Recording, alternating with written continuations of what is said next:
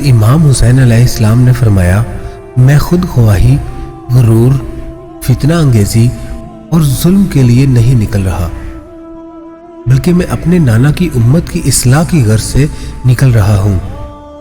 میں چاہتا ہوں کہ معروف کا حکم دوں اور منکر سے روکوں،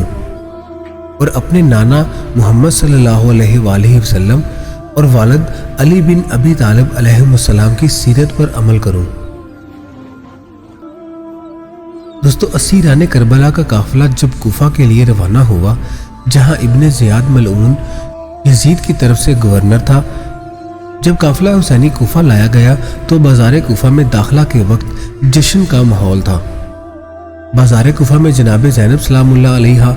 جناب ام کلثوم سلام اللہ علیہا اور امام سجاد علیہ السلام نے اپنے خطبات کے ذریعے سانحہ کربلا کے پس منظر اور بنو امیہ کے مظالم بیان کیے اور اسلام کو تباہ کرنے کی سازش سے پردہ اٹھایا، تو ہر طرف سناٹا چھا گیا۔ ابن زیاد ملعون نے کوفہ کے بازاروں اور اپنے دربار میں اسیران کربلا کی تشہیر کرنے کے بعد مخدرات عصمت و طہارت کو قید کر دیا، اور اس کے بعد 19 محرم الحرام یزید ملعون کو خوش کرنے کی خاطر اور حکم یزید کی تعمیل کرتے ہوئے شام کے لیے روانہ کر دیا، اور آج یعنی 19 محرم الحرام کا سورج اس دردناک یاد کے ساتھ طلوع ہوا۔